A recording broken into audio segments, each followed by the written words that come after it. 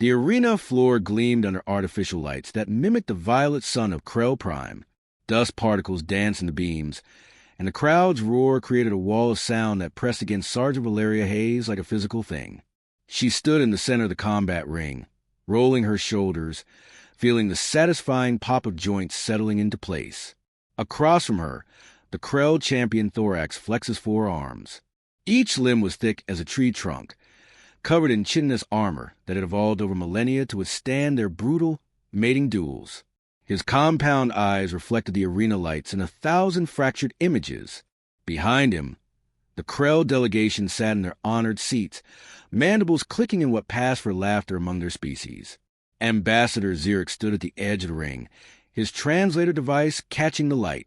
The slender Avarian's feathers ruffled with barely concealed disgust.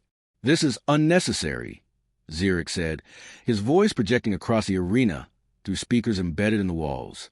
"The Galactic Council has reviewed humanity's application for membership in the warrior caste. The decision is clear. Humans lack the natural weaponry required for unarmed combat classification." Valeria smiled. It wasn't a nice smile. It was the kind of smile that made junior officers nervous and enemy combatants reassess their life choices. "Natural weaponry," she said, letting each syllable drip with sarcasm. "Right, because these—" She held up her hands, flexing her fingers. "These are just for holding teacups and writing poetry." A ripple of clicking laughter spread through the Krell section. Thorax raised one of his massive arms, and the chitinous blade that extended from his forearm caught the light. It was sharp enough to cut through titanium alloy, a natural weapon forged by evolution itself. "Your species is soft," Thorax rumbled, his voice like grinding stones. "No claws, no armor, no venom. You are prey creatures playing at being predators." The human delegation section erupted in shouts. Captain Marcus Chin stood up, his face flushed with anger. Colonel Sarah Okonkwo placed a restraining hand on his shoulder, but her jaw was clenched tight enough to crack diamonds. Valeria kept her eyes on Thorax. She'd studied his species for 3 months straight, watched recordings of their combat trials, until she could recite their movement patterns in her sleep. The Krell were strong, absolutely. They were armored, definitely. But they'd spent so long relying on those advantages that they'd forgotten something crucial. Evolution didn't stop at biology. "You know what humans have that you don't?" Valeria asked, circling slowly. The crowd quieted, sensing something building. "We have imagination. We have the ability to turn anything into a weapon. A rock becomes a hammer. A stick becomes a spear. Our own bodies." She grinned wider. "They become the most dangerous weapon of all." Thorax's mandibles spread in what might have been amusement. Empty words from an empty creature. "The Council will see the truth today. Humans will be classified as a labor caste species, suitable for menial tasks and administrative duties."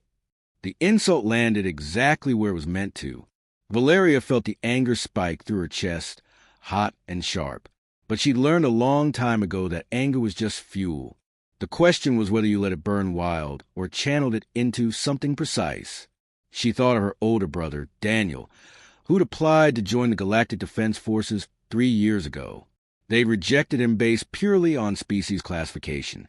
No trial, no test, just a form letter saying humans lacked the necessary physical attributes for combat roles. He'd been crushed. Last she heard, he was working on a terraforming crew, moving dirt on some backwater colony world, his tactical genius wasted, because some bureaucrat had checked a box. "I accept your challenge," Valeria said clearly. "Unarmed combat. Traditional Krell rules. First blood or submission." Xerix's feathers flattened against his skull in alarm. "Sergeant Hayes, this is highly irregular. The Krell champion has killed 17 opponents in ritual combat. You cannot possibly—" "I know the odds," Valeria interrupted. She never took her eyes off Thorax. "I'm standing here anyway. Funny how that works." The arena's automated systems recognized the challenge acceptance. Barriers shimmered into place around the ring. Energy fields designed to contain the combat and prevent interference. Medical drones hummed to life in their charging stations, ready to respond to injuries. The crowd's noise swelled to a deafening crescendo. Thorax moved into a ready stance, his forearms spreading wide. 2 held forward, 2 held back, creating a wall of natural weapons. His chitinous armor plates shifted and locked, protecting vital areas. He'd been trained since birth for this kind of combat. Valeria bounced on the balls of her feet, loose and ready. She wore standard military fatigues, no armor, no weapons. Just flesh and bone and tendon. Just a human. The starting bell rang, a pure crystal tone that cut through the crowd noise. Thorax charged immediately. The Krell fighting style favored overwhelming force, using their superior size and armor to dominate the battlefield. He covered the distance between them in 2 massive strides, all 4 arms converging on Valeria's position in a devastating attack pattern that would have turned most opponents into paste. Valeria wasn't there. She'd already moved, sliding left with footwork that would have made her old boxing coach weep with pride. Thorax's blade arms slashed through empty air. His momentum carried him forward, and for just a fraction of a second, his guard was open. Valeria struck. Not with a punch. Not yet. She drove her elbow into the joint where Thorax's lower right arm connected to his thorax. It wasn't armored there. It couldn't be. The joint needed flexibility to function. Her elbow found the gap with surgical precision. Thorax roared. The sound echoed through the arena like thunder. He spun, faster than something his size should have been able to move, and his blade arm came around in a horizontal slash that would have decapitated her. Valeria dropped flat, feeling the blade pass inches above her head. She rolled, came up on her feet, and danced backward. Her heart hammered in her chest, but her breathing stayed controlled. Panic killed. Control kept you alive. First point of the human, she said, her voice carrying across the arena. Want to keep playing? The crowd went absolutely insane. The human section erupted in cheers. The Krell section's clicking intensified, but now there was an edge to it. Confusion. Disbelief. Thorax's compound eyes focused on her with new intensity. Lucky strike, he growled. But his stance had changed. He was being careful now. They circled each other. Valeria could see Thorax calculating, reassessing. He'd expected this to be over in seconds. A simple demonstration of Krell's superiority. Instead, this small, soft human had tagged him, and worse, had done it intentionally. That elbow strike hadn't been a wild swing. It had been precise. Deliberate. Your species studies too much. Thorax said, trying a different approach. He moved laterally, using his reach advantage to probe her defenses. You read about combat in your databases and think you understand it, but reading about pain and feeling are different things. You're absolutely right, Valeria agreed. She weaved away from a probing jab from his upper left arm. Reading about breaking someone's wrist and actually doing it are totally different experiences. She saw it, the slight shift in his stance, the way his weight distributed. Thorax was setting up for his signature move, the one he'd use in 13 of his 17 kills. He'd feint with his upper arms, draw the opponent's guard high, then drive both lower arms up in a simultaneous thrust to the abdomen and chest. The blades would punch through armor, through flesh, through everything. It was a brilliant move, unstoppable once initiated, unless you knew it was coming. Thorax feinted. His upper arms jabbed forward, and Valeria's hands came up instinctively to protect her head. The crowd leaned forward. This was it. The moment the human's inadequacy would be revealed in blood. Thorax's lower arms drove upward. Valeria wasn't there. She'd stepped in, not back, closer to Thorax, inside his reach where those deadly blades couldn't generate force. Her left hand caught his lower right wrist, the one without the blade, just below the joint. Her right hand gripped his upper right wrist. For a frozen moment, they were locked together. Thorax's compound eyes widened in something that might have been realization, might have been fear. Valeria twisted. She used every principle leverage, every lesson from 10 years of jiu-jitsu, every ounce of core strength she'd built through countless hours of training. She used his own momentum, his own strength, against him. The wrist joint bent in a direction it was never meant to go. The crack was audible even over the crowd noise. Thorax screamed. It was a sound that started in his thorax and exploded out through his mandibles, raw and primal. His upper right wrist hung at an impossible angle, the chitinous armor around it fractured and bleeding ichor. Valeria released him and stepped back. Thorax staggered, 3 of his arms still functional, but his entire attack pattern disrupted. The champion who had killed 17 opponents in ritual combat stood there, cradling his broken wrist, and stared at the small human who had just dismantled everything he thought he knew about combat. Submission or first blood? Valeria said quietly, "Your choice, champion." The arena had gone completely silent. Thousands of beings from dozens of species, all holding their breath. The medical drones hovered at the barrier edge, waiting for permission to enter. Thorax looked at his broken wrist, looked at Valeria, looked at the Krell delegation, where his people sat in stunned silence.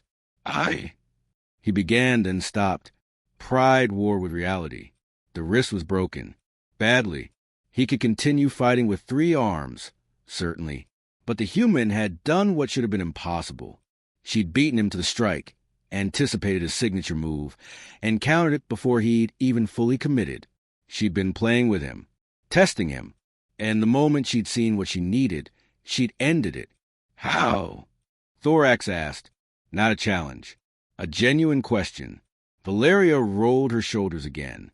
You want the philosophical answer or the tactical one? Both, Thorax said. Around them, the crowd stirred, confused by the conversation but riveted by it. Philosophically, Valeria said, your species evolved armor because your world was dangerous. You developed natural weapons because you needed them to survive. That's beautiful. That's adaptation. But you stopped there. You got comfortable. You assumed that because you had these gifts, you didn't need anything else. She raised her hands again, turning them into light. Humans didn't get armor. We didn't get claws or venom or chitin. What we got was worse. We got curiosity. We got the ability to look at our own weakness and turn it into strength. Every disadvantage we faced, we studied. We adapted, not through evolution, which takes millions of years, but through innovation, which takes a single generation. We turn our soft hands into tools that could reshape worlds. And when those hands had nothing to hold, we learned to turn them into weapons themselves. Thorax's mandibles clicked slowly, and tactically, Valeria's smile returned, but this time it held a trace of respect. Tactically, I watched 50 hours of Krell combat footage. I identified your species' 3 most common attack patterns. I trained counters for each one until I could execute them in my sleep. Then I studied you specifically. Champion Thorax, 17 kills, undefeated in ritual combat. You have a tell before you execute your signature move. Your lower right foot shifts 0.3 seconds before you commit. Once I saw that, the rest was just timing. The silence in the arena broke, not with cheers or jeers, but with a sound that Valeria had never heard before. The Krell delegation was clicking their mandibles in a complex rhythm. It took her a moment to recognize it. Respect. Ambassador Zirich's voice cut through the noise. The match is not concluded. Champion Thorax has not submitted or bled sufficiently for a first blood declaration. Valeria turned to face the Avarian ambassador. His feathers were still flat against his skull, but now there was something else in his posture. Fear, she realized. He was afraid of what this moment meant. You're right, Valeria said. She looked back at Thorax. So let's make it official. I'm going to give you a choice champion. You can submit now. Acknowledge that humanity has proven its capability in unarmed combat. And we can end this with dignity. Or we can continue. And I'll demonstrate 17 more techniques that your species has never encountered. Your wrist will heal. Your pride might not. Thorax stood perfectly still for a long moment. The medical drones hummed anxiously. Valeria could see the conflict playing across his alien features. He was a champion. Warriors didn't surrender. But he was also intelligent enough to recognize reality when it broke his wrist. I have fought many opponents, Thorax said slowly. His voice carried across the arena, and the crowd strained to hear every word. Strong opponents, fast opponents, clever opponents. But I have never fought an opponent who understood combat itself as deeply as this human does. She did not merely defeat my attack. She educated herself in my species' entire fighting philosophy, identified its weaknesses, and exploited them with precision that would shame our own masters. He raised his broken wrist, and ichor dripped onto the arena floor. This is first blood. This match is concluded. I submit to Sergeant Valeria Hayes of Earth. The arena exploded. The human delegation section erupted in screams of triumph. Captain Chun was jumping up and down like a child. Colonel Okonkwo had tears streaming down her face. Even the other alien species in attendance were responding, some with approval, others with shock. But the most interesting reaction came from the Krell delegation. They were standing now, all of them, mandibles clicking in that complex rhythm of respect. The leader of their group, an ancient warrior named Vex who bore scars from 100 battles, descended from the stands and approached the arena barrier. The energy field dissolved to allow him entry. Vex moved with the careful deliberation of extreme age or extreme purpose. He stopped before Valeria and Thorax, his compound eyes studying them both. "Sergeant Hayes," Vex said, and his voice carried the weight of centuries. "You have done something today that I did not believe possible. You have forced me to reconsider assumptions I have held for longer than your species has had written language." Valeria straightened to attention. Whatever was happening here, it felt important. "Sir, I only demonstrated what my species is capable of when properly trained and motivated." "Only," Vex repeated, and his mandibles spread in what might have been amusement. "You say only as if you did not just dismantle our champion using nothing but knowledge and will. Tell me, how many other humans can do what you just did?" It was a trap. Valeria could see it coming from a mile away. If she said many, they'd demand proof. If she said few, they'd argue she was an outlier not representative of her species. So she told the truth. "Every human has a capacity to do what I did," she said clearly. "Not everyone will reach this level of skill, just as not every Krell becomes a champion. But the potential exists in all of us.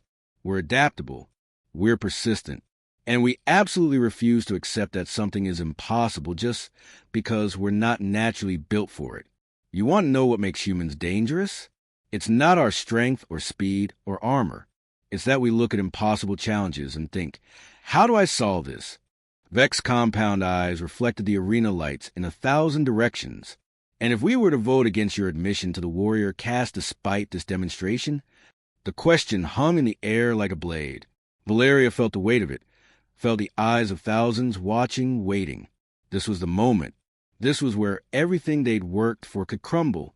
She thought of Daniel again, thought of all the other humans who'd been rejected, dismissed, categorized as lesser because they didn't fit into neat biological boxes, thought of what humanity could offer the galaxy if given the chance. "Then we'd prove you wrong anyway," Valeria said simply. "With or without your approval, humans will continue to push boundaries. We'll continue to adapt and grow and overcome. We don't need your permission to be warriors. We've been warriors since we figured out how to stand upright and throw rocks at predators 10 times our size. What we need is recognition. What we need is a seat at the table. Not because we're asking nicely, but because we've earned it through blood and bone and unbreakable will." The silence that followed her words was absolute. Then Vex did something that shocked everyone in the arena. He lowered himself onto his lower arms, pressing his thorax close to the ground. It was a Krell bow of deepest respect, reserved for warriors who had earned glory beyond measure. "The Krell delegation votes in favor of humanity's admission to the warrior caste," Vex announced. "And I personally request that Sergeant Hayes be assigned to develop training protocols for Krell warriors. We have much to learn from your species' approach to combat." Ambassador Zirich's feathers shot up in alarm. "This is highly irregular. The council procedures require—" "The procedures," interrupted a new voice, "allow for field demonstrations to override preliminary assessments." A Vaxian counselor had stepped forward, her crystalline body refracting light in rainbow patterns. "I witnessed this combat personally. The human displayed not only skill, but strategic thinking of the highest order. The Vaxian delegation also votes in favor of admission." One by one, other delegations began to speak. The Centauri, the Drexians, the Yothian Collective, Each species that prided itself on martial prowess recognized what they'd seen. Not just a victory, but a philosophy of combat that transcended biology. Ambassador Xeric's feathers flattened completely. He looked like he'd swallowed something toxic. Very well. The motion passes. Humanity is granted provisional status in the warrior caste, pending completion of standard integration protocols. The word provisional hung there like a threat, but Valeria didn't care. Provisional was a foot in the door. Provisional meant they'd have to keep proving themselves, but at least they'd have a chance to do so. The medical drones finally got their permission and swarmed around Thorax. He waved them off with his good arms. 10 to the human first. She earned priority treatment. Valeria laughed. She couldn't help it. The sound bubbled up from somewhere deep in her chest, releasing tension and triumph and sheer disbelief that she was still standing. I'm fine, champion. Take care of that wrist. I hit it harder than I meant to. You hit it exactly as hard as you intended, Thorax countered. His mandibles clicked in what she was starting to recognize as humor. You calculated the precise force needed to break the joint without shattering it entirely. Do not insult my intelligence by claiming otherwise. Fair point, Valeria conceded. A medical drone scanned her anyway, checking for stress fractures or micro tears. She'd pushed her body hard during that fight, using every ounce of strength and speed she possessed. But she'd trained for this. Her body could handle it. The arena barriers dissolved completely, and the human delegation rushed forward. Captain Shin reached her first, grabbing her in a bear hug that lifted her off her feet. You magnificent, brilliant, terrifying human being. Do you have any idea what you just did? Hopefully proved a point, Valeria said, grinning despite herself. Colonel Okonkwo appeared beside them, and her expression was serious despite the tears still wet on her cheeks. You did more than prove a point, Sergeant. You changed the trajectory of human integration into galactic society. Every human serving in any capacity out here just got a little more respect. Every future human will have opportunities that didn't exist an hour ago. She paused and smiled. And you're going to be absolutely insufferable about this at the next unit reunion, aren't you? Completely insufferable, Valeria agreed. I'm going to tell this story until everyone is sick of hearing it. I'll embellish details. I'll add dramatic pauses. I'll make sound effects. They laughed together, and it felt good. It felt like victory, real and solid and earned. But as the celebration continued around her, Valeria found her gaze drawn back to Thorax. The Krell champion was having his wrist set by the medical drones, their instruments working to realign the fractured chitin. He caught her looking and inclined his head slightly. She made her way over to him, leaving the celebration behind. The crowd noise faded to a dull roar as she focused on the warrior before her. That hurt like hell, didn't it? She asked quietly. Yes, Thorax admitted, but it was a clean break. It will heal stronger than before. Such is the way of warriors. I didn't want to hurt you, Valeria said. I just needed to win. Thorax's mandibles clicked thoughtfully. You understand the difference. That is why you'll be a good teacher. Many warriors hurt for the sake of hurting. They find joy in causing pain. You found no joy in breaking my wrist. You found necessity. That is the mark of a true warrior. Your species has been fighting for millions of years, Valeria said. What could I possibly teach you? Humility, Thorax replied immediately. You have taught us that evolution is not the only path to strength, that intelligence and adaptability can overcome physical advantage, that assuming superiority based on biology is foolish. These are valuable lessons and painful ones. The best lessons usually are. The medical drones finished their work and retreated. Thorax flexed his newly repaired wrist carefully, testing the range of motion. I have a question for you, Sergeant. When you studied my fighting style, when you identified my signature move and planned your counter, did you feel satisfaction? Valeria considered the question seriously. No, I felt relief. Relief that I'd found an angle, a way to win. But also sadness, I guess, because I knew that winning meant hurting you, and you seemed like someone who deserved better. I am a warrior, Thorax said. I chose this path knowing it would lead to pain, defeat, and eventually death. You gave me the gift of learning those lessons while I still lived to apply them. For that, I am grateful. Behind them, Ambassador Zurich was organizing the formal documentation process. There would be ceremonies, paperwork, integration protocols. The bureaucracy of galactic politics would grind forward, turning this moment into official policy. But here, in this small pocket of space between celebrations and formalities, two warriors shared an understanding that transcended species. Will you really develop training protocols for us? Thorax asked. If that's what's needed, Valeria said, though I think the better approach might be exchange programs. Send your warriors to train with ours. Send ours to learn from you. Let us share knowledge instead of hoarding it. A human approach, Thorax observed. Share everything. Learn from everyone. It is chaos. It's evolution, Valeria corrected. Just a different kind. Not biological, but cultural. We adapt not by waiting for random mutations, but by deliberately seeking out new information and integrating it into our collective knowledge. It's messy and chaotic and absolutely beautiful. Vex approached them, moving with that careful ancient grace. The council chambers are prepared for the formal vote and documentation.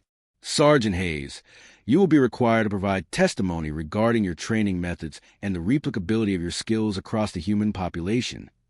I'll tell them the truth, Valeria said, that every human has potential, but potential needs training, discipline, and motivation to become reality, just like every species. A diplomatic answer, Vex noted. His mandibles clicked in approval. You will do well in council chambers. Warriors who understand politics are rare and valuable.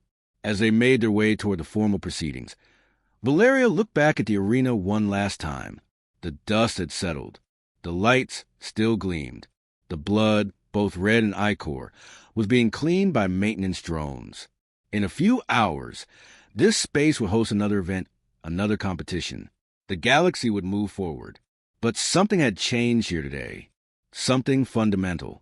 Humans had proven they belonged among the warriors of the galaxy, not through superior biology or ancient evolutionary advantages, but through sheer stubborn determination to overcome their limitations. Captain Chun fell into step, beside her, thinking deep thoughts. Thinking about my brother, Valeria admitted, about how he applied to the Defense Forces 3 years ago and got rejected without even a trial, about how that's not going to happen anymore. Because of what you did today, Chin said softly. Because of what we all do, Valeria corrected. I just happened to be the one standing in that arena. But every human who's ever pushed past their limits, who's ever refused to accept that something was impossible, they all contributed to this moment. I was just a culmination of collective human stubbornness. Chun laughed. That's going in the official report. Humanity, classified as warrior caste due to collective stubbornness. Sound about right. Valeria agreed. The council chambers loomed ahead, grand and imposing. Inside, she'd face questions, scrutiny, and probably more than a few species who resented humanity's rapid integration into galactic society. There would be challenges ahead, obstacles to overcome, prejudices to dismantle. But as she walked toward those challenges, her wrist still aching slightly from the force of that final strike, Valeria Hayes smiled. Because if there was one thing humans excelled at, it was taking impossible challenges and figuring out how to punch them in the face. Or, when necessary, break their wrists before they even got a chance to swing.